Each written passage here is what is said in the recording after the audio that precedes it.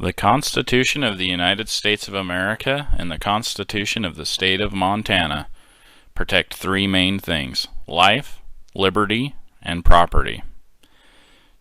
Today's presentation, we're going to be talking about zoning, UN Agenda 21, growth policies, land use planning, sustainable development, and how all of these things tie together in order to steal your life, liberty, and property. I'm doing this in order to urge everybody around the country to take their constitutional right of property back from our government.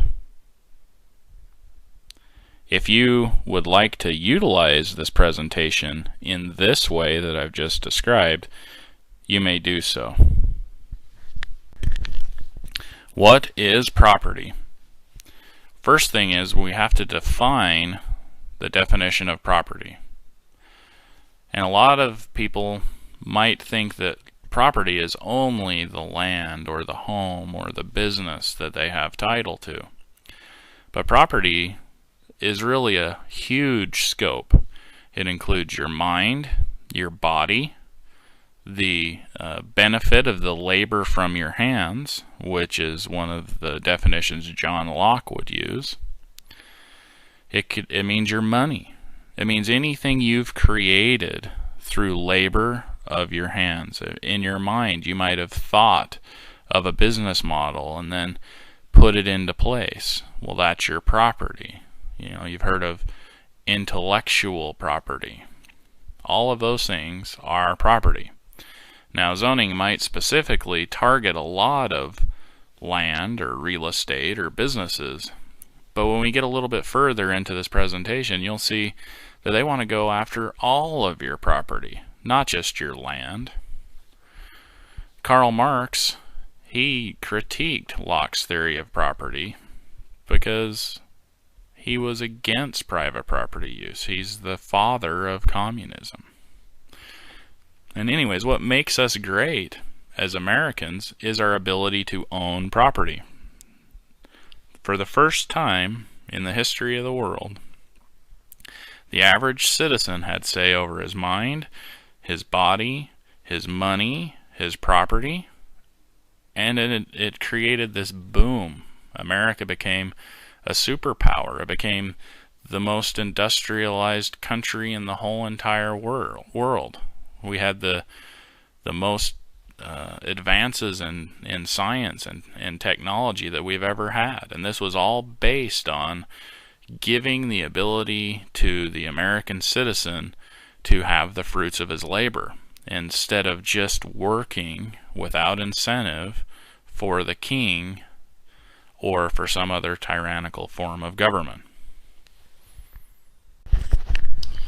10 planks of the Communist Manifesto by Karl Marx.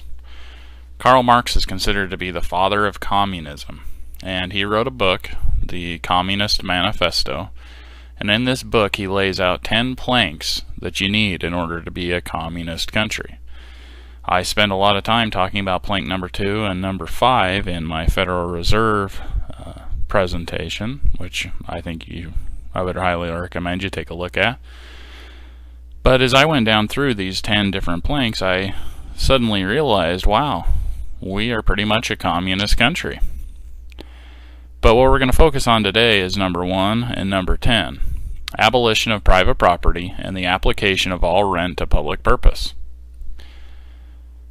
Now, this is really the backbone of communism, is that the government owns all of the property. Through regulation, they've just about accomplished this. And with the property tax, of course, you never own your property, so you've always got it mortgaged out to the government, so there's no way to really have it paid off. And then, of course, that property tax is rent, and it's always given to public purpose. In fact, it funds the plank number 10 of the Communist Manifesto, which is free education for all children in government schools. So basically they've mortgaged our property, taken complete control over it, and then they use the application of the rent to give our children education in free government schools. The reason they want to do this is because if they have control of your children, they can teach them anything they want. You're off working. Most families are two-parent working families. I am fortunate enough I'm able to homeschool my children and teach them how to be business owners and salespeople and capitalists and constitutionalists. But, for example, during the growth policy repeal, I was fighting stream-side setbacks. And so while I was doing that, and I'm out educating adults about why they don't want stream-side setbacks, at the same time they built a full-size trailer that was a model of the Bitterroot River system. And so it had all the rivers and the creeks and everything, and the way they had it set up, they brought it to every school in Ravalli County, and they gave the children little houses, and they told the children, okay, put them anywhere you'd like to. So they put them inside the stream beds, of course, because they're children, and that looked like a great place to put a house. And so then they would wash the houses away and say, see, we need stream-side setbacks. So you see, even though we beat the stream-side setbacks, we beat it for now, and they're already trying to brainwash our children for 10, 12 years down the road. And I'm going to have to go re-educate all those children, and that's going to be a very hard task. So one of the things we need to do is get our children into some kind of a private or homeschool or church school in order to combat the communism and socialism and fascism that's being forced upon them all at an early age. And then we have the next part here, abolition of children's factory labor in its present form. Well, when I was 8 years old, I had 2 paper routes. And the neat thing about these paper routes is I had to be an independent contractor at the age of 8 years old. I was not actually hired.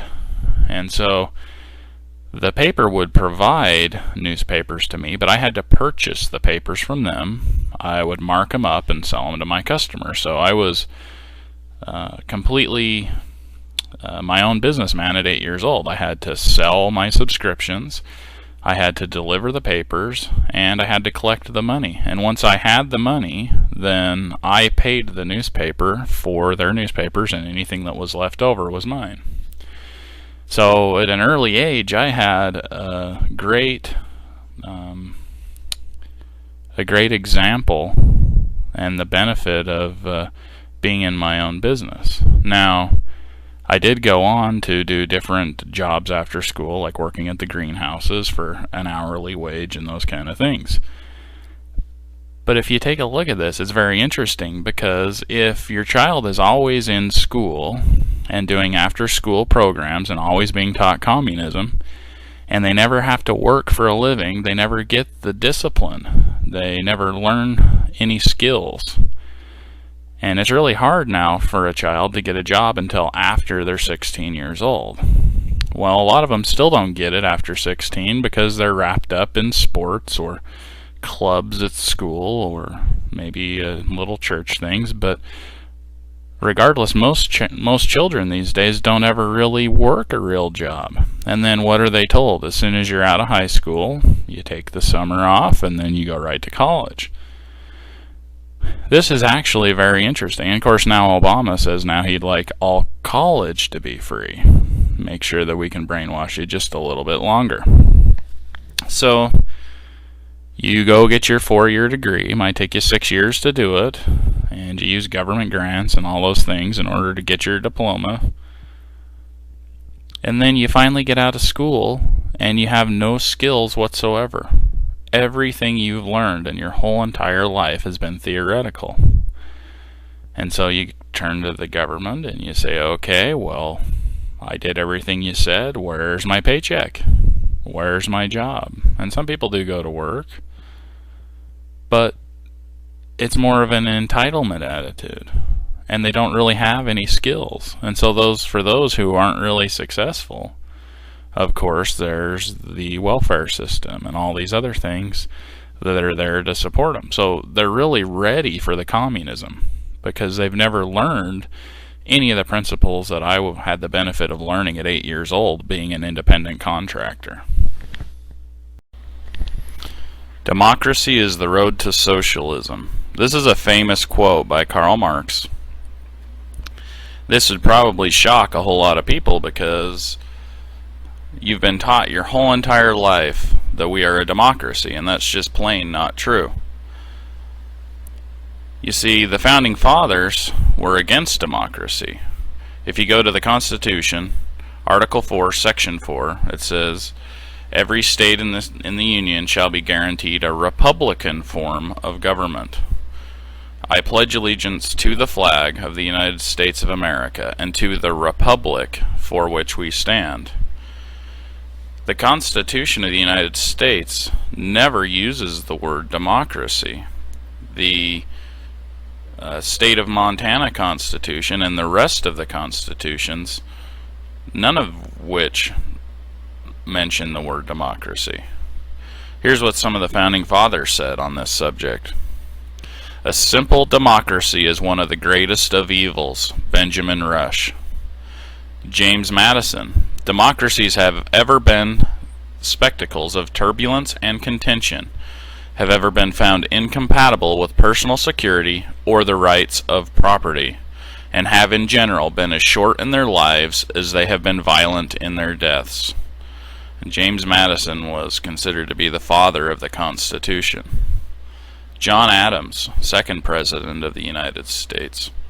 Remember, democracy never lasts long. It soon wastes, exhausts, and murders itself. There never was a democracy yet that did not commit suicide. When Ben Franklin left the convention, he was asked by a lady, what kind of government do we have? And he replied, a republic, ma'am, if you can keep it. You see, the Founding Fathers never wanted a democracy, and the reason why is because in a democracy it's mob rule. If everybody in your community votes and decides that it's okay to take your business or your property or your children or your money, then it's okay. Now, I was taught in school probably 300 times to 1 that we were a democracy versus republic. Even if I was told we were a republic, that was just kind of a word used in passing. Nobody described to me, what that meant or the definition of a republic. And when I look back on my government schooling, one of the things I realized is they didn't teach me hardly any principles of liberty. The only thing they wanted to test me on is what day the Constitution was signed, what day the Declaration of Independence was signed. We certainly didn't go through and study the principles in the documents. And this is another way through the free government education system. They've stripped us of all this knowledge. We get out of high school and the only thing we know, if we can still remember, is what day Columbus landed and all of these things. We don't know any of the fundamental principles. This is Norman Mattoon Thomas, and he was a leading American socialist and 6-time presidential candidate for the Socialist Party. And this is what he said in a 1944 Socialist Party presidential election speech. The American people will never knowingly adopt socialism, but under the name liberalism. They will adopt every fragment of the socialist program until one day America will be a socialist nation without knowing how it happened. They've changed the word once again to progressive. He went on to say, I no longer need to run as a presidential candidate for the Socialist Party. The Democrat Party has adopted our platform. Now, it's very interesting. Clear back in 1944 that the Socialist Party decided they didn't even really need to exist anymore because the Democrat Party had taken over their platform. Well, at auction, we got an old Constitution from the 40s and started looking in it, and it had a little section, and in this section it said, I'm an American because, and it listed all of these reasons why you're an American. Well, one of the reasons on there is because you abide by the will of the majority. So clear back in the 40s, They were trying to convince us that we were a democracy. That's how far back this goes. A lot of people think that it just started with the Obama administration. That's not true. In fact, if you think about it, clear back in '44, the Democrats were the Socialist Party. So what party do you think they are today?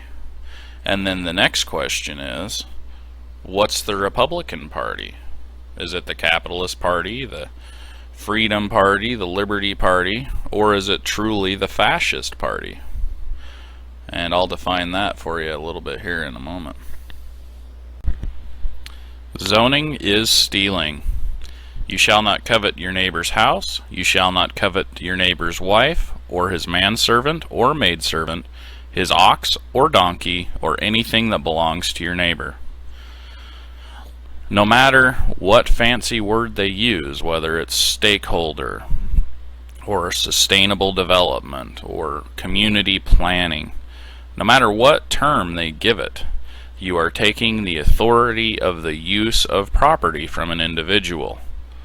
When you take away the authority of the use, you're taking away value. That is stealing. Do developers want zoning?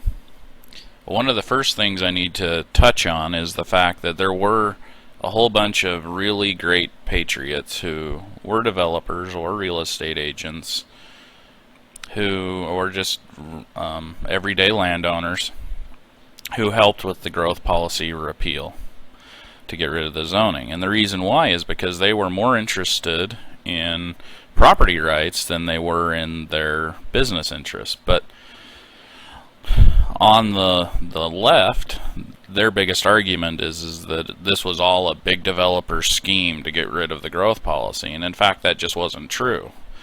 We went to a lot of the big developers, and they were on the other side. They wanted the zoning. In fact, a lot of the people in the Republican Party at the county level and at the state level are developers or have developer interests. And we found that there was a whole bunch of them, not all of them, but there was a whole bunch of them who really wanted the zoning and were trying to undercut the growth policy repeal. So you might say, well, why would a developer want zoning? Well, it's really simple. It's fascism in its purest form, because the government gets to decide who's successful and who isn't. So if you're in charge of the county commissioners, meaning you're one of the Republican insiders, and so you're really good friends with the county commissioners, then they can zone land a certain way that is beneficial to one developer, and then they can zone land another way which is not beneficial to another developer. And so it's picking the winner.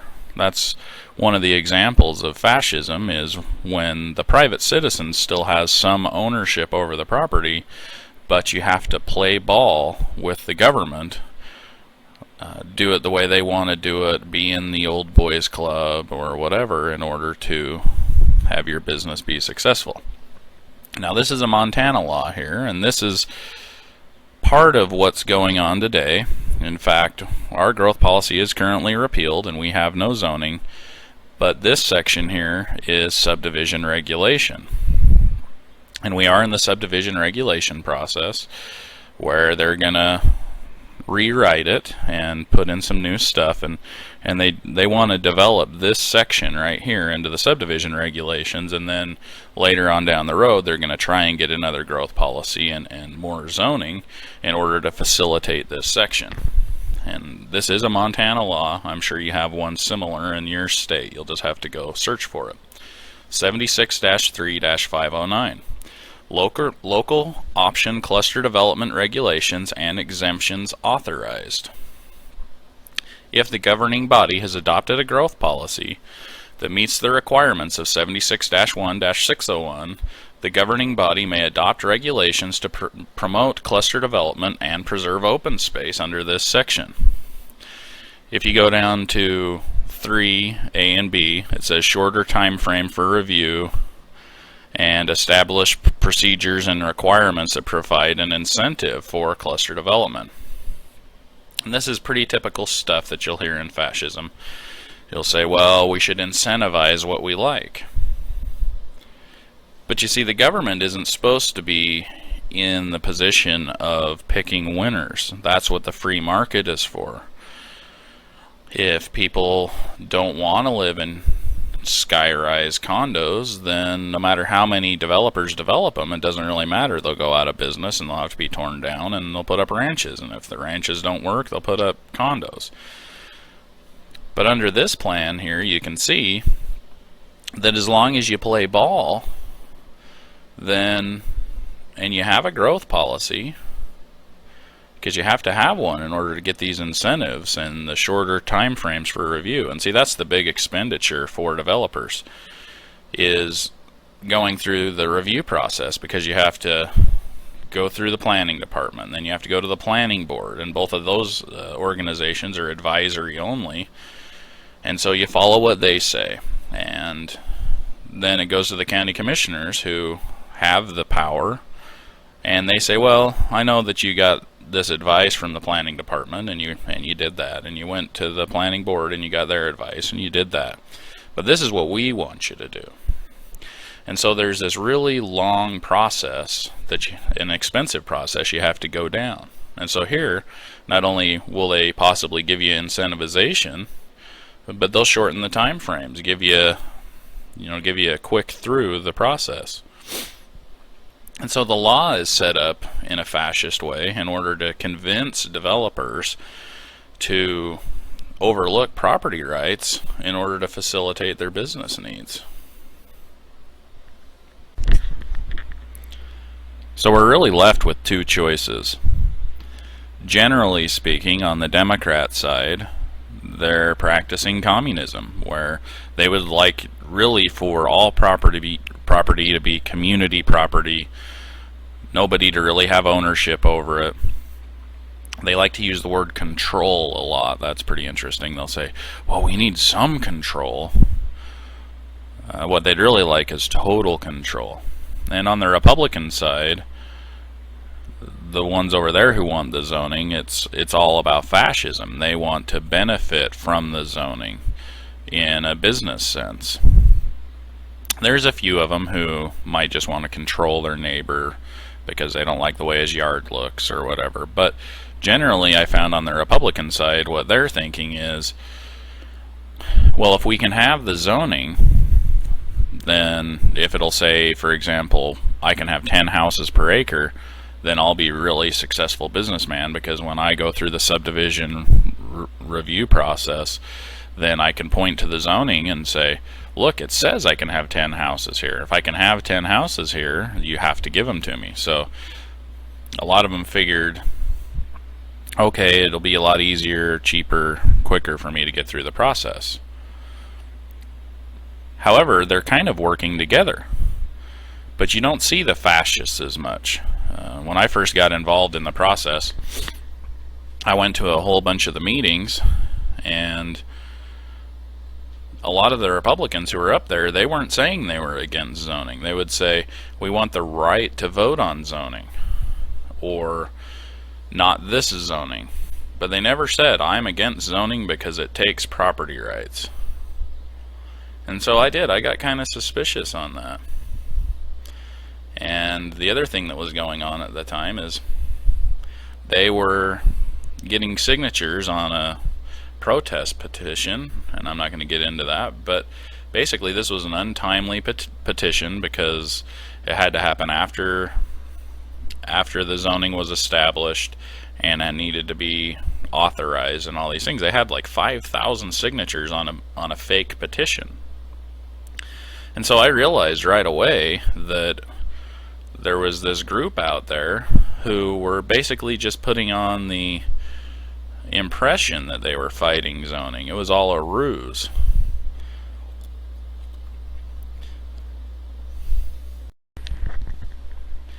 We haven't defined yet the definition of republic versus democracy. In a democracy, everybody can vote, and no matter what they decide, that's what we go with. In a republic, a constitutional republic like our founding fathers gave us, it doesn't matter how many people vote on your rights. That vote is null and void. The Constitution is supposed to step in, the Bill of Rights, and say, I'm sorry, you can't do that. If you want to vote on my property rights, it's a waste of time, or my gun rights, because even if you get a majority, those rights are individual. Now, on the communist side, they'll always talk about collective rights. You see, that is a ruse in order to get you to give up your individual rights. All rights under the Constitution are individual rights. It's interesting, though, that they're always pushing democracy, democracy, democracy, and that's because they know it's the road to socialism. And so, as you could see in the last segment, the Republicans kept saying, let's vote. We want the right to vote. I don't want the right to vote on my rights. The only reason we voted to get rid of the growth policy is because it was the only method we had to repeal it. But I don't ever want to vote on my rights. So this is Frédéric Bastiat, and he's a French economist. He wrote this really awesome book, The Law. Everybody should get a copy. It's a short book. You can read it in just a couple of hours. But it really helps define what is property and what is just and unjust with property. And so with individual rights, the reverse of that is individual wrongs. And so, for example, if it's wrong for an individual to do it, it's also wrong for a group of people to do it. There's no magic number where if enough people vote to steal from you, then it becomes right. And that's the whole premise between a collective right, is as soon as enough of them say, well, we can take your property and give it to Kmart so they can build a Kmart, or we can, take your children and school them, or whatever they want to do. That just doesn't fly in a constitutional republic. And when an individual can't get away with it by themselves, then they hire the government to go do it for them. And Frédéric Bastiat, in his book, he calls this legal plunder. And how does he define legal plunder? He says quite simply, see if the law takes from some persons what belongs to them and gives it to other persons whom it does not belong. See if the law benefits one citizen at the expense of another by doing what the citizen himself cannot do without committing a crime. So if I need funding for my business, I can't just go with a gun to my neighbor's house and say, okay, here I am, go ahead and give me a bunch of cash so that my business will be successful this year, because it was kind of a slow season, so I need you to subsidize me. Well, you can't do that, so you go to the government and you say, well, you have guns and you can go get the money for me. Well, this is legal plunder. You are getting the government to do an injustice for you, something that you can't normally do yourself. So under this legal plunder, Frédéric Bastiat says there's only really three options. The few plunder the many, everybody plunders everybody, or nobody plunders anybody. I say we go with number 3, nobody plunders anybody. Okay, well, you're probably thinking, well, that's just a couple of rules in order to make our neighborhood look good, and we do need some control, and it's not really that big of a deal. This is what the law says. A violation of this part or any resolution adopted pursuant thereto is a misdemeanor and shall be punishable by a fine not exceeding $500 or imprisonment in the county jail not exceeding 6 months or both. So jail time to me is pretty serious. This is J.P. Pomnichowski. She was a legislator representing House District 63 in Bozeman in the 2009 Montana legislative session, and she introduced this bill. And what she wanted to do is she wanted to add to the criminal part I just read you in the last segment. She wanted to add a civil penalty of $100 per violation. Now, if you take a look at the bottom, it's pretty interesting. It says each day of violation constitutes a separate violation. Now, this horrible bill actually passed the House, and we had a 50-50 House, and so it was a bipartisan effort by Republicans and Democrats, and they got it through committee and through the House, and it went to the Senate. And I'd totally missed it when it went through the House. I wasn't there to testify, and I did go testify with a bunch of other patriots in the Senate session in committee, and it was defeated there, thank goodness. But if you take a look at the bottom here, it says each day of violation constitutes a separate violation. And one of the main arguments I had in committee was that this was a violation of due process of law, because in America you have the ability to be innocent until proven guilty. Now, think of it this way. If you're in court and you're the defendant under the zoning, and the zoning law said, okay, well, you can only have a 4-foot fence in your front yard, but you go for the 5-foot fence. Well, according to this law, every day that it was up would be a separate violation. Now, if you're in court proving your innocence, and you still have your fence up, of course, then every day would be another violation, and you'd be back in court again on every single violation. So to me, this is clearly a violation of your due process of law. But thank goodness this did fail in the Senate committee. This is a short list of the rights that were proposed to be broken by the zoning. First Amendment, right of the people to peaceably assemble. Now here's a situation where they want to give you a permit or have you apply for a permit in order to peaceably assemble. The problem with this is words mean something. What does the word rights mean? Well, especially when we're talking about individual rights, the rights of property, gun rights, right of free speech. These are, by definition, things you can do without anyone else's authority. You have the authority, and only you, to do these things. The government has no say over it whatsoever. What is the definition of permit? Well, that would be to get permission from an authoritarian, in this case the government, to do something that would not normally be legal. And most of the time that comes with a fee. So right off the bat, whenever you see someone asking for a permit in order to facilitate a right, you know they're way out of line. But then you need to go through the step-by-step in your mind of how you would get this permit. So I want to peaceably assemble 25 of us. We're going to have a family reunion. Well, number one, I just had to say who was going to be there. The next thing is they might want to know what we want to talk about. And that would clearly be an infringement on your free speech. Congress shall make no law prohibiting the free exercise thereof.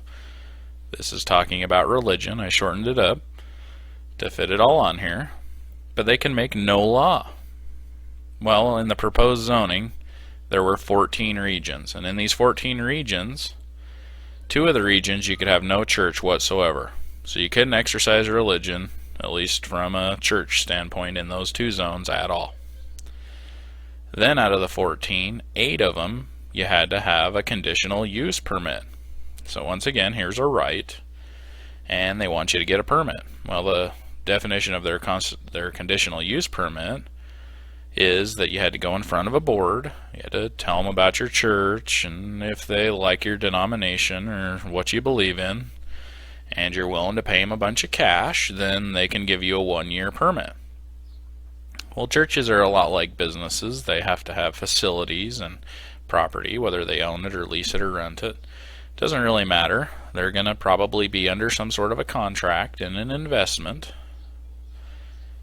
And here comes the government saying, well, if we like you, you can only stay for 1 year and then we'll see. Doesn't sound like a very solid foundation that you'd want to build your church under. So out of all of these 14 zones, 4 of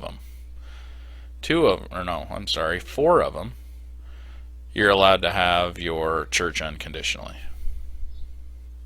Fourth Amendment, the right of the people to be secure in their persons, houses, papers, and effects against unreasonable searches and seizures shall not be violated, and no warrants shall issue but upon probable cause supported by oath or affirmation. So it's not just probable cause, someone has to actually give an oath. And particularly describing the place to be searched and the persons or things to be seized. Now, the proposed zoning wanted a zoning compliance officer to be able to come on your property without a warrant, and whether you're home or not, and go on your property and look for these zoning violations. Second Amendment, the right of the people to keep and bear arms shall not be infringed. I want to talk about the Washington, D.C. gun ban case. It was brought by Dick Heller, and he was a treasurer for the Libertarian Party in the Washington, D.C. Libertarian Party branch. What happened in this case, of course, we all know the Supreme Court ruled just barely that the people in Washington, D.C. did have a right to have guns. The problem is that the zoning people were onto this, and they said, well, this is easy. All we got to do, since it takes a background check and registration of firearms, is just not have anywhere where you can do that. So they just decided to zone out all gun shops. Now, this was a huge fight, and I'm not sure exactly where they are in the process right now, but you can Google it and you can look at the back and forth. But I believe that they finally have gotten their first gun shop through the zoning, so people can actually secure their right to own a handgun. You see, with the zoning, it attacks everything: life, liberty, property, all the Bill of Rights. It's a tool used to strip you of all of your freedom. First Amendment, freedom of speech, or sign zoning. What the anti-property rights people would like to do is not allow you to have campaign signs on your property or signs showing your business. You know, maybe if you want the 10 Commandments or a garage sale sign, they might let you have it, but you got to go to them for permission. You got to get a permit. You got to pay them. It has to be a certain way and a certain spot and a certain size. This is all an infringement on your freedom of speech. Fifth Amendment, nor be deprived of life, liberty, or property without due process of law, nor shall property be taken for public use without just compensation. So if they are going to take your property, they have to pay you. You'll notice when you go look at anywhere they've zoned, they just go ahead and regulate the use away. They never pay for it. Montana Constitution. All persons are born free and have certain inalienable rights, acquiring, possessing, and protecting property. This is Michelle Reinhardt, and she was a legislator in the Montana 2009 legislative session representing House District 97 for the Democrat Party. And she brought forward about 68 bills, and almost all of them on the subject of land use planning.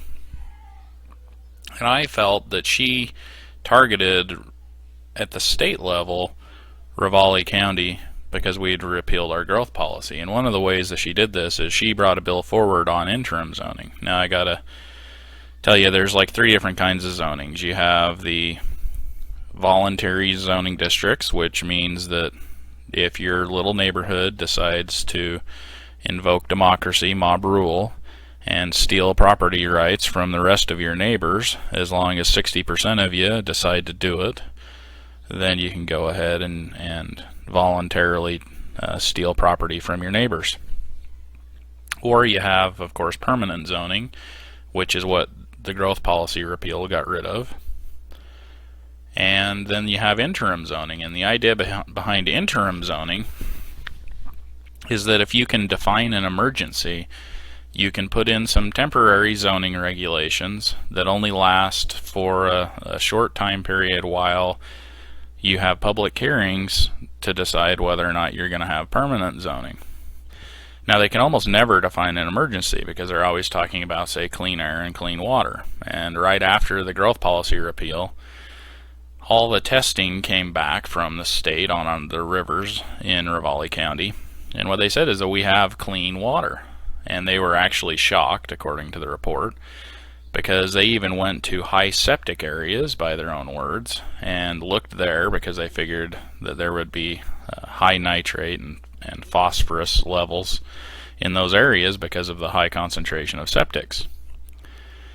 But their conclusion is that we have good water, and even in those high concentration areas of septics, they were unable to find this. The reason why is because we have good septic law in Montana.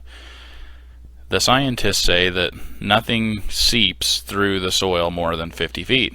And our regulation is you can't have your septic system within 100 feet of the floodplain. And that's just the floodplain, that's not the water itself. And so you're at least double the distance needed in order to protect the water. And so the septics really do need to have a regulation on them because they are proven to harm the water. But the houses don't. I mean, wood and metal and those kind of things don't directly harm the environment. It's the septic system. But you would have to prove this emergency.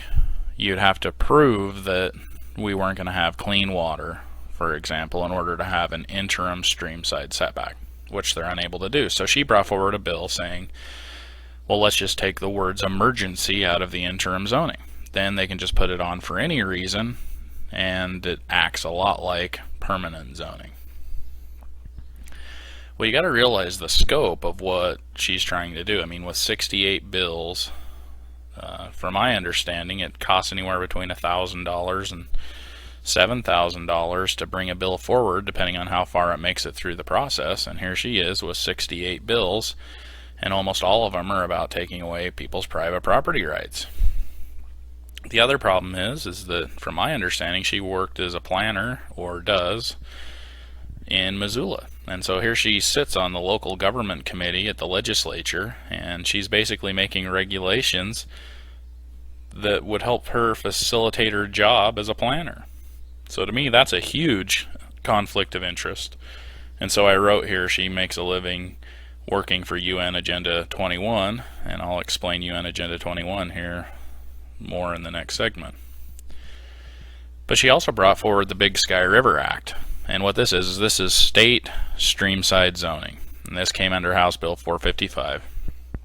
And the premise of the bill is that originally they wanted to take 250 feet, steal it on a bunch of rivers on the western side of Montana, 250 on each side, so 500 feet total, without paying for it. One of the reasons why they wanted to utilize the western rivers is because when they tried to bring the bill once before, the eastern side of the state wasn't having any of it, and it went down easily. So they kind of gerrymandered the rivers in this next legislative session in order to try and convince everybody to go for it. Now, she is a Democrat, but she had a lot of help from Republicans. In fact, Gary McLaren, who was a legislator at the time, a Republican in House District 89 here in Ravalli County, he co-sponsored this bill, and so did Senator Jim Shockley. Well, these two Republicans knew that the growth policy had just been repealed. We were stopping zoning, stopping streamside setback, and here they come up at the state level and they try to backdoor what the voters in Ravalli County had told them, and of course they're going against the Constitution. Now, with full disclosure, I do got to say Gary McLaren eventually voted in committee to not do the streamside setback, but that's just after we brought such hardcore pressure on him that he had to change his position. So he went from co-sponsoring the bill to voting against it. And it was a tie vote, which made it fail in committee. But you see, here we had to take all this time out of our lives, go up there, testify. There was over 70 of us that testified against it. We had to have emails and phone calls. And I just think that when a representative takes an oath of office to uphold the Constitution, that means uphold it. It doesn't mean break it. And I certainly don't want to babysit my legislators.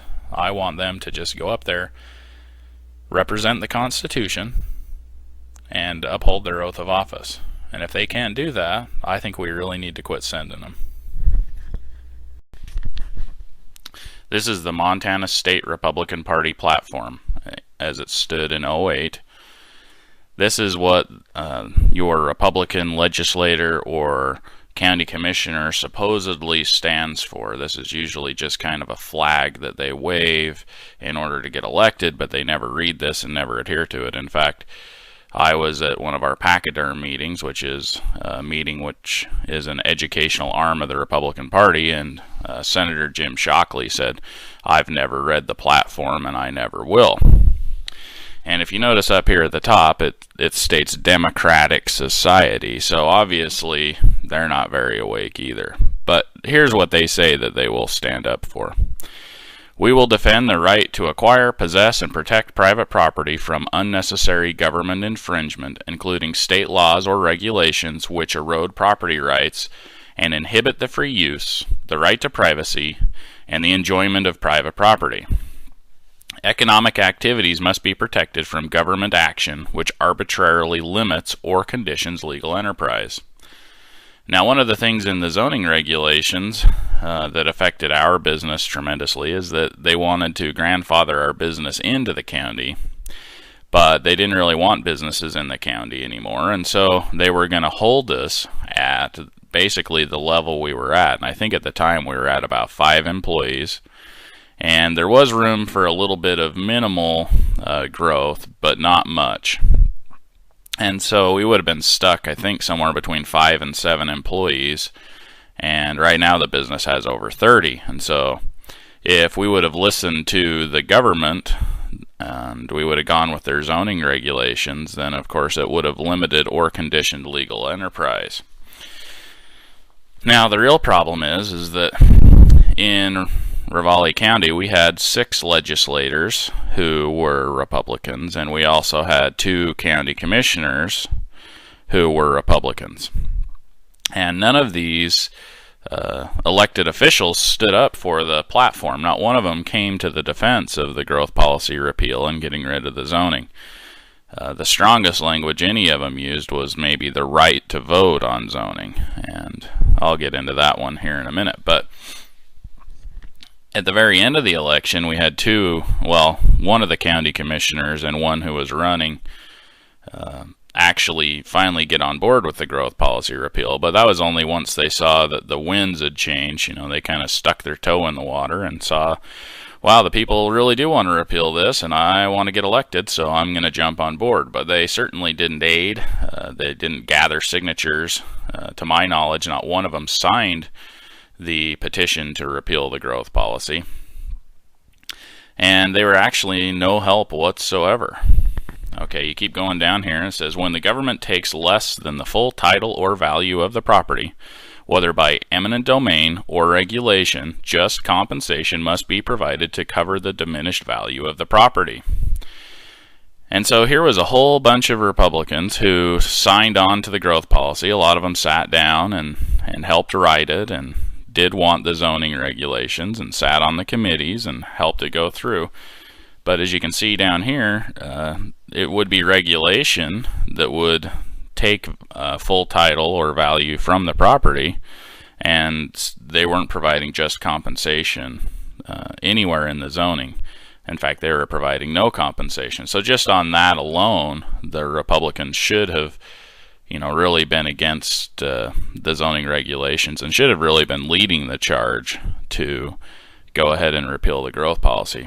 Now, I did go in front of the Republican Central Committee, and that was pretty interesting because on the Republican Central Committee, it was, close to probably 30 or 40% Ron Pauler type Republicans who, kind of had the mission that they did want to pull the Republican Party back to its constitutional roots.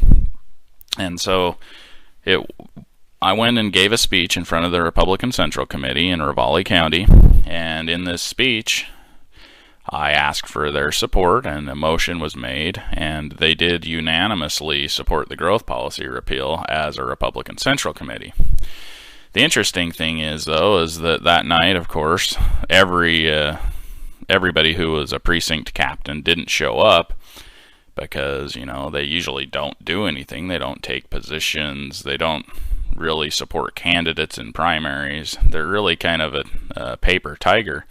And so a lot of them don't really show up to meetings. Well, the very next month, Dallas Erickson and Lee Foss showed up, and they asked the Republican Central Committee to reverse the position. And so there were quite a few different elements going on. There were some really great Republicans who did stand for the growth policy repeal, but a lot of the elected officials and the state party and a lot of the party insiders were highly against the growth policy repeal and did want the zoning.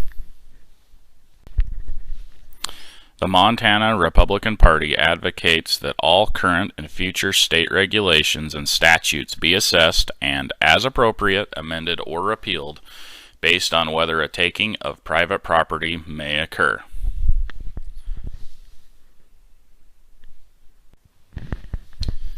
So there were several different types of zoning that were coming down on Ravalli County all at the same time. We had countywide zoning, we had the streamside or lakeside zoning, which is also wetland zoning or creek zoning. And what that type of zoning wanted to do is it wanted to zone within 250 feet on each side of every stream. Some of the creeks, I think it was down as low as 100 feet on each side. And then there was Highway 93 corridor, and what they wanted to do with this Highway 93 corridor is they wanted to start setting businesses off of the highway, and the ones that were on the highway, of course, they wanted to either fence them off or have them landscape in such a way that you couldn't see the business. Now, the crazy thing about this is that for most of these businesses, they utilize the traffic of Highway 93 in order to get customers. And so in an economic crisis, I think probably the last thing you would ever want to do is hide your business from the consumer. But these zoning advocates wanted to hide these businesses because they wanted to have a clear look at the mountains without any businesses in the way. And then there's, of course, this important bird area, which is the new thing coming down, and it's being promoted by the Audubon Society. But what they want to do is they want to take about a mile on each side of the river, and the reason is to protect birds. But the interesting thing is when these things all overlap each other, a lot of time they get confused and they can't even remember the reasons why they were doing it. For example, under streamside zoning, what they wanted to do is they wanted to take your property for wildlife. Now, the Constitution gives you the ability to protect your property from wildlife. It's not for wildlife, it's from wildlife. And so, in the important bird area, though, they say that one of the reasons that they need this area is because of overgrazing by deer. And so, on one set of the zoning regulations, you're saving your streamside property for the deer, and then in the important bird area, they're going to go ahead and take the land because of the deer. So once again, they create the problem, and then they give you the solution, which is more regulation. We put too many animals out there, so now all of a sudden we need more regulations to limit the animals, and we'll need more of your land. This is what always happens. But the interesting thing is that under the county-wide zoning, for example, it was only out in the counties. If you had an incorporated city like Hamilton or Darby or Stevensville or Pinesdale, then it wouldn't affect those people. But we had a Attorney General's decision or opinion which stated that everybody in the county got to vote on county-wide zoning. And so this is very interesting because we would have had to have fought every single one of these zoning issues one at a time. And so you have to go out and you have to gather signatures and then get it on the ballot, because you don't have the right to put it on the ballot unless either you go through the constitutional initiative or referendum process that is in the state of Montana Constitution, or your county commissioners, of course, have the power to let you vote on anything. But so we would have had to have a vote on countywide zoning, streamside zoning, and Highway 93 corridor. So we would have had to have gathered signatures 3 different times, and it's no small task to gather those signatures.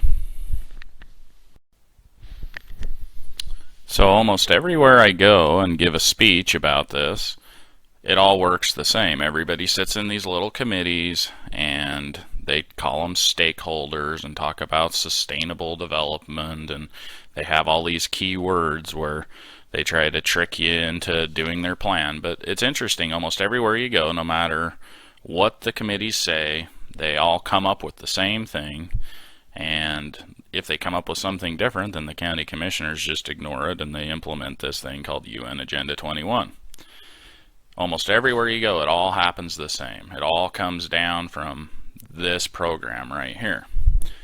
What they're trying to do is they're just trying to lead you through the process. You know, they go through this kind of dog and pony show where they have a public process, and like I say, they call you a stakeholder and make you feel all important, and let you go through these meetings, and they try to bring you down the path, so they make you feel like you are part of the process. And if you won't go, then they just go ahead and do it over you. One example of this is in Darby School District. We finally got the county commissioners to allow us to have a straw poll vote. Well, a straw poll vote isn't binding. It just basically tells the county commissioners what the people of that area think. Well, way over 70%, I think it was like 74 or 76% of the voters in the Darby School District decided, well, we don't want any zoning whatsoever. The county commissioners weren't going to listen to that, and so they decided that they were going to go ahead and give us the stream side and the Highway 93 corridor zoning anyways. And so that was one of the things that really stimulated the growth policy repeal, is when we all took a look and decided, wow, there's really nothing we can do here except for take away their authority to zone us. But anyways, here's UN Agenda 21, and one of the first things we need to talk about is who implemented this. Well, it was implemented by George Herbert Walker Bush. And, he's a big New World Order guy. You remember his quote, "It's a grand idea, this New World Order." Well, this is part of his New World Order. And what the UN Agenda 21 does is it's a committee of the United Nations. And what they basically want to do is they want to control all property all the way down to your city or county level. But they want to do it in such a way that the United Nations is really the one controlling it. And you can go on the United Nations website and you can look this up. It has kind of a conspiratorial name. I think they did that on purpose, so anytime you say UN Agenda 21, you sound like you're looking for aliens or something. But if you do go to the UN website and you look up Agenda 21, there's hundreds and hundreds of pages on their own website describing it and telling about it, and it shows all the countries in the world that have signed up for it. But here's the Global Biodiversity Assessment, and they concluded on page 763, "The root cause of the loss of biodiversity are embedded in the way societies use resources. The main culprit, Judeo-Christian values." Chapter 12.2.3 states that this worldview is characterized of large-scale societies heavily dependent on resources brought from considerable distances. It is a worldview that is characterized by the denial of sacred attributes in nature, a characteristic that became firmly established about 2,000 years ago with the Judeo-Christian Islamic religious traditions. And here's the good part. So to sum all this up, this global contract binds governments around the world to the UN plan for changing the ways we live, eat, learn, and communicate, all under the noble banner of saving the earth. You see, this is one of their main premises, that the only way they can get you to give up your property rights is for a greater cause like saving the environment. And that's why you see this huge push, and it's become the main corporate scheme through GE. You see Al Gore doing it, but this is right out of the United Nations. They are convincing everyone in the world to give up all their property rights to the United Nations to save the planet. Its regulations would severely limit water, electricity, and transportation.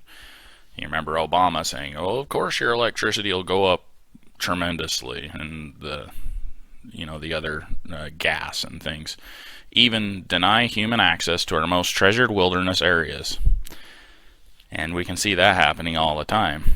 They're always locking gates up in the national forest. They bar off caves. There was a cave that we used to go spelunking in as Boy Scouts, and they found some bat in there. And it was one of the main Boy Scouting events of the year. Every Boy Scout troop in like the tri-state area would go to this cave and go spelunking in there, and they barred it off now. If implemented, it would manage and monitor all lands and people. No one would be free from the watchful eye of the new global tracking and information system. This map right here is a compilation of these different groups and the land that they'd like to take. And so you have the Biological Diversity, the Wildlands Project, UN and US Man and Biosphere Program, and various UN and US Heritage Programs, and NAFTA. But when you take all of these different organizations, these international organizations and such, and you layer the land that they would like to take, this is color coded, and everything in red is core reserves and corridors, limit little to no human use. And then buffer zones, which is something everyone will become familiar with as they take a look at their regulations, is usually you have an area that you can't use at all, and then there's a buffer zone on that same area. So buffer zones is highly regulated use. That's all the yellow. And you see this kind of, light green, kind of bluish green area, and that's normal use, zones of cooperation. And so you can see, take a look at Montana, and it's almost the whole state's red. They don't want us living there at all, and most of California is red, and a lot of the area in between is yellow. But where do they want us to live? They want us to live in this Texas area and straight up.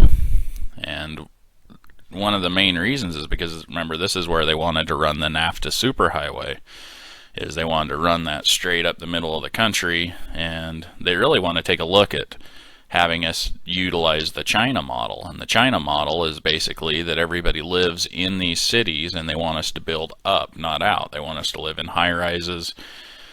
They want us to walk to work. They want us to walk to the grocery store. And then, of course, all the elitists would get to live out in these red and yellow zones, and they'd pack all of us slaves into their little green zones. Now, it's pretty interesting if you take a look at neighborhood plans, and this is another thing that you'll become familiarized with. In our neighborhood plan in Corvallis, it was really interesting. One of the things they wanted to do is they wanted to block off really a few blocks of this main road. It was probably more like a mile. And they really wanted only to have one of every kind of business in there. And so once again, here's a fascist government picking, what kind of businesses can go in there and what kind can't. Then they wanted them all to look the same. They wanted to have kind of a theme, whether it was going to be log cabin or whatever. And a lot of the businesses, they wanted you to have to park on the outside. They'd have a huge parking lot, and you would walk through this business district. Well, the interesting thing is that they would take basically this area and anoint it as being one of the main business districts. And so, of course, if you were one of the developers who happened to own this property along the Corvallis neighborhood plan, then your values on your property would just skyrocket. And one of the main reasons is because they stole value from all the other properties out in the county. But if you take a look at this map, it's really scary because they really want to control exactly where you live and how you live. And just like that last page said, everything would be controlled by the United Nations. So what is the solution? It's to repeal your growth policy. Now, if you take a look at 76-2-201, it says County Zoning Authorized. A Board of County Commissioners that has adopted a growth policy pursuant to Chapter 1 is authorized to adopt zoning regulations. So it's really the key Without the growth policy, they don't have the authorization to put the zoning in place. So if you go to 76-1-604, this is adoption, revision, or rejection of a growth policy. This is what we used in order to stop the zoning and repeal our growth policy. The qualified electors of the area covered by the growth policy may by initiative or referendum, and those are Montana state constitutional rights, and you can do this in about 22 states. Unfortunately, you probably can't do them in very many of the states on the other side of the Mississippi. Most of the new states who came into the Union, they adopted this in their state constitutions. But you can go to your state constitution, take a look for initiative or referendum, and if you have that tool, you can utilize it to be instrumental in your law or even changing your state constitution. There's usually a process for initiative or referendum in states that allow it. So there's a website out there, I believe it's INR.com. It stands for Initiative and Referendum. But go take a look at that on Google, and they go down through all the states and which powers they have. So you may revise or repeal a growth policy under this section. A petition for initiative or referendum must contain the signatures of 15% of the qualified electors of the area covered by the growth policy.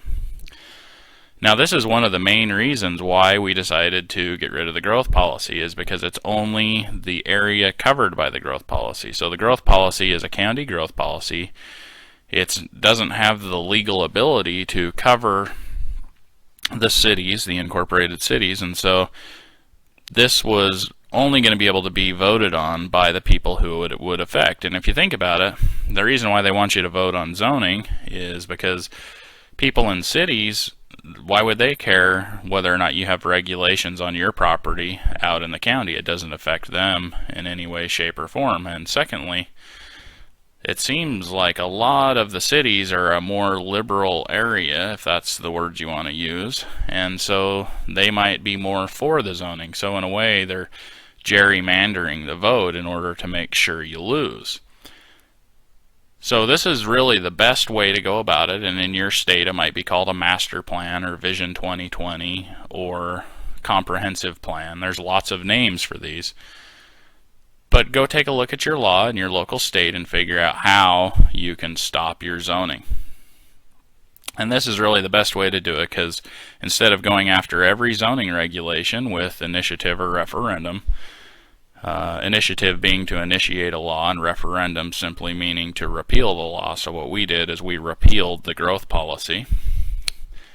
It's the best way to go because it's one fight, one time with the right people, and it takes away the authority for them to just sit down in 5 or 10 minutes and go ahead and give another zoning regulation that'll take you a year or two to fight out. So what they really would try to do under the zoning is just basically wear you out, get you to the point that, you know, because of constraints with family time or monetarily or the fact that most people have to work for a living all day long instead of fighting politics, they would really like to just throw as much at you as they can and just wear you out to the point that you really have no ability to fight them anymore.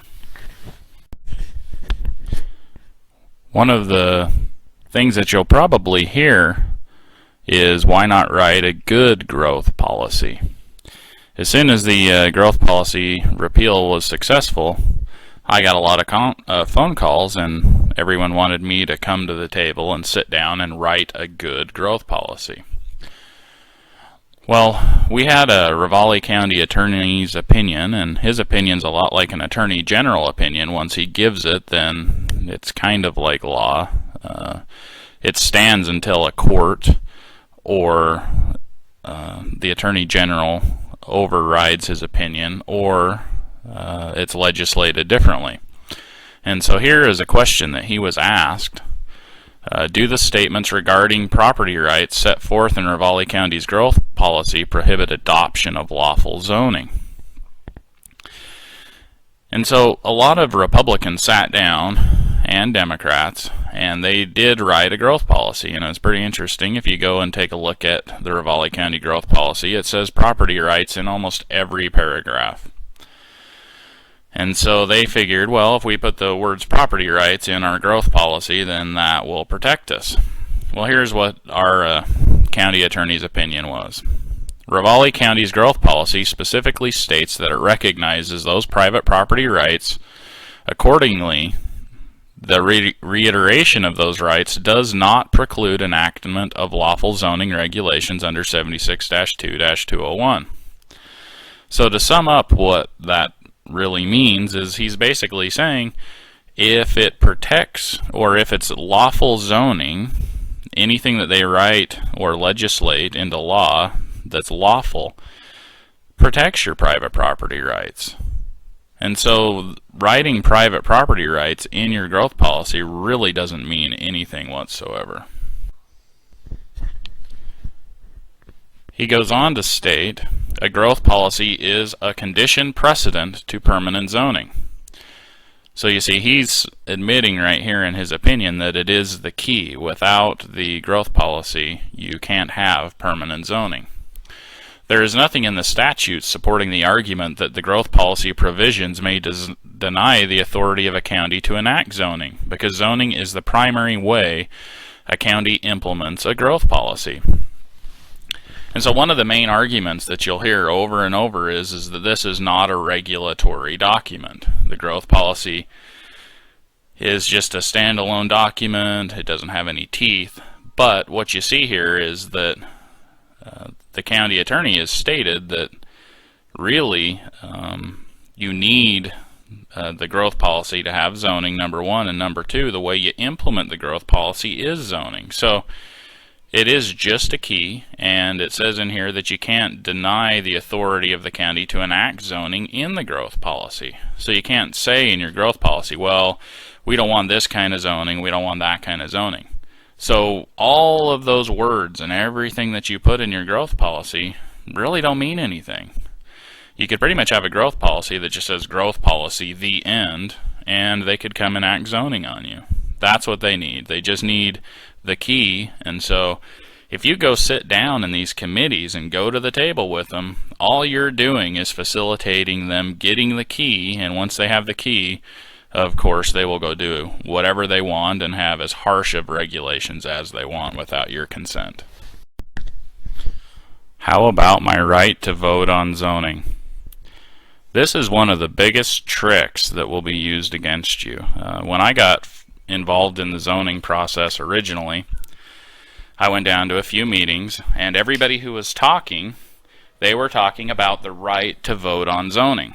Now, one of the reasons why they wanted the right to vote on zoning is because they figured, well, we do need a growth policy, and we do need a little zoning so that we can enact these different regulations I showed you earlier that the developers like to use. And they would like probably to have what they would classify as good zoning, which is having certain benefits on their property while hindering their competitors' properties and so on and so forth. So anyways, as I went to these meetings, I noticed that the newspaper were saying that these people were all anti-zoning, but I'd look at the language and they would never take it that far. They would never say, I'm against zoning, or I don't want zoning. When I first went into the newspaper, I said, I don't make any bones about it. I want to kill zoning. I wanted to make sure that my language was strong and that everybody knew that I was clearly against it. I wasn't for only stealing a little bit from people, or only stealing a little bit from this guy. I want all the property rights, not only for myself, but for everybody in Montana. And so we started with a group called Higher Ground, and it was a coalition of different Republicans, and there might have been a few Democrats, but there were a lot of developers and real estate agents, and lots of different interests on there.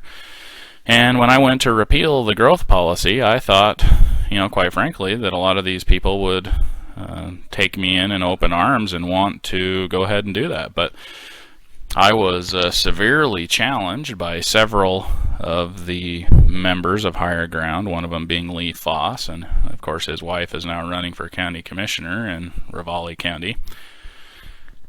And anyways, they were unable to take full control over Higher Ground because a lot of them didn't get on the board because they didn't want to be shown publicly that they were kind of the puppet masters of higher ground. And so they had a breakoff group called CPR, or Citizens for Property Rights.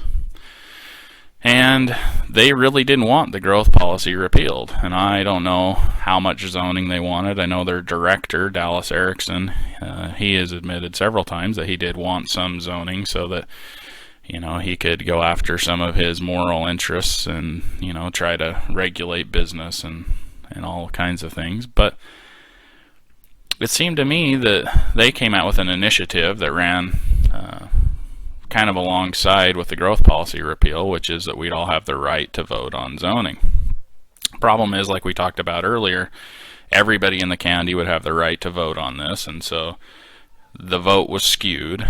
And they did, unfortunately, there were a lot of great people in Citizens for Property Rights who did a lot of work to repeal the growth policy, but unfortunately the leadership in open meetings, it was kind of unpopular for them to openly be against the growth policy. So they'd kind of waffle and sit on the fence and say, well, it would be a good idea if we could get it accomplished, but I don't think we can do it, and then if we don't do it, then here's the Republicans looking bad again, and so on and so forth. So they did every slippery thing they could to not openly oppose it publicly. They would do it with me and to my face, but publicly they never would. And so there was a whole bunch of people on the Citizens for Property Rights who were kind of duped by the leadership, unfortunately. And the leadership finally came out with a plan, and they said, well, Citizens for Property Rights isn't going to support the growth policy repeal because we're a 501c4 or whatever they were, but you can just file as an incidental committee and go ahead and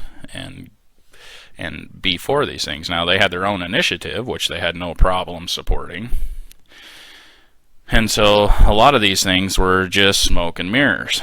And so they really probably should have named themselves Citizens for Some Property Rights, because I do believe they didn't want as harsh a zoning as the communists, but they did want some zoning. I'm not talking about, you know, the good people who were duped or misled by this leadership on there. I think you know who you are, and you shouldn't be offended by this because you know your heart was in the right place. I'm specifically talking about the people who knowingly were trying to undercut the growth policy repeal, the ones who didn't gather signatures, the ones who didn't sign it, the ones who were talking, you know, behind everybody's back. So what I found anyways is that we had two different kinds of groups. We had one group, which was Friends of the Bitterroot, and they had a lot of offshoots like Be Cool and Ravalli County Future, and this was kind of the environmentalist left who had some developer interests, but they were against the growth policy repeal. And then you had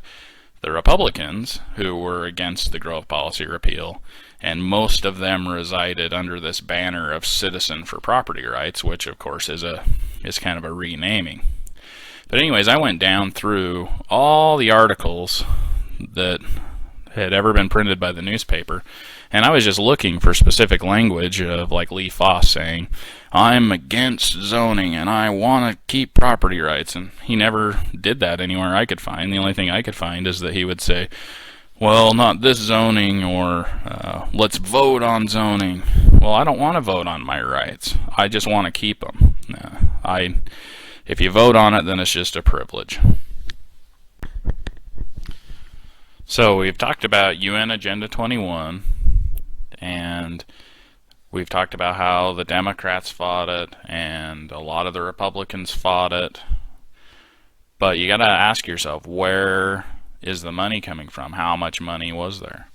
And so this is the Brainerd Foundation, and they're a nonprofit group out of Washington who funds a lot of UN Agenda 21 around the country. What they do is they target counties or cities that they want to implement it in, and then they dump a bunch of money in there. And I think one of the reasons that they do it is because they feel like in that particular area they have everybody in place they need to support the zoning.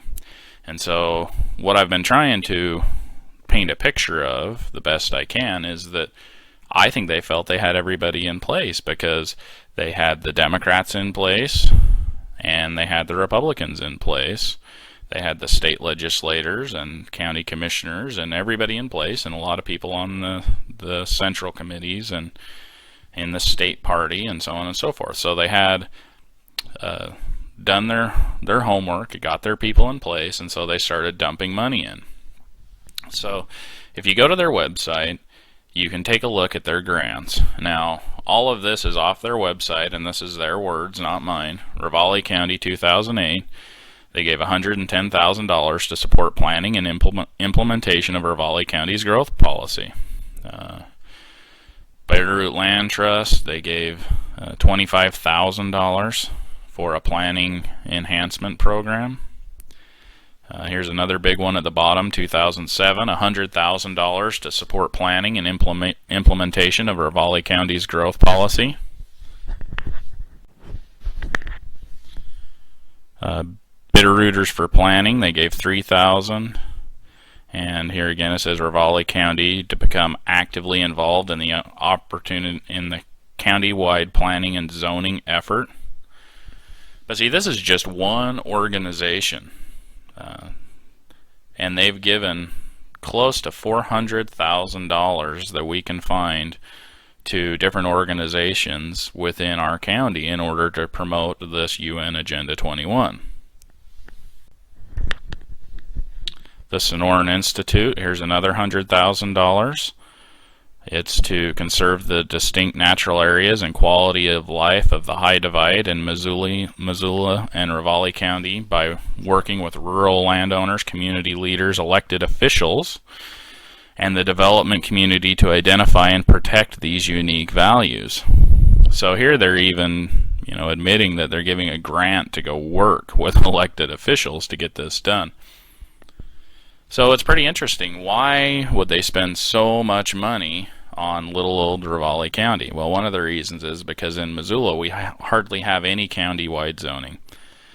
And in fact, I think most of the counties that have it, it's only in specific areas. Now, a lot of the incorporated cities do have zoning, but I think what they figured is if they can get it done in Ravalli County, and they have all the people in place, and they're a long ways down the process, then they would be able to, like a plague, spread it all over Montana. Among the natural rights of the colonists are these: first, a right to life; secondly, to liberty; and thirdly, to property, together with the right to defend them in the best manner they can. Samuel Adams, signer of the Declaration of Independence. Ultimately, property rights and personal rights are the same thing. Calvin Coolidge, 30th President of the United States. And this is what I was trying to talk about in the beginning when you define property rights. Property rights are a lot more than just your land. And like we went through with them breaking all of those different amendments in the Bill of Rights, they really are infringing on your personal right to life, liberty, and property. Property is the fruit of labor. Property is desirable. It is a positive good in the world. Abraham Lincoln, 16th President. And once again, just to sum this up, got to know your enemy, the art of war. Communism may be summed up in the single sentence: abolition of private property. So here's some of the facts on the growth policy. In 2004, the growth policy was voted in by the citizens in a 2-to-1 margin. In 2008, it was repealed, and I believe it was repealed by almost 1,400 votes. So we changed thousands of voters' minds in just a 4-year period, and it was about $500,000 versus 23,000 is what we were working against. And we worked against the Democrat Party, we worked against the Republican Party. And so you can do this against all odds without permission. And see, that's the big thing. Without the permission of our state legislators, our county commissioners, we took our rights into our own hands, and we were able to secure property rights in Ravalli County for 2 years. Now they're going to be coming back at us again, but we've educated the county, and hopefully they will never again want or fall for these different communist and fascist plots in order to steal their rights from them. So I'm just going to leave you with this. Either you own your property or you are the property. It's your choice.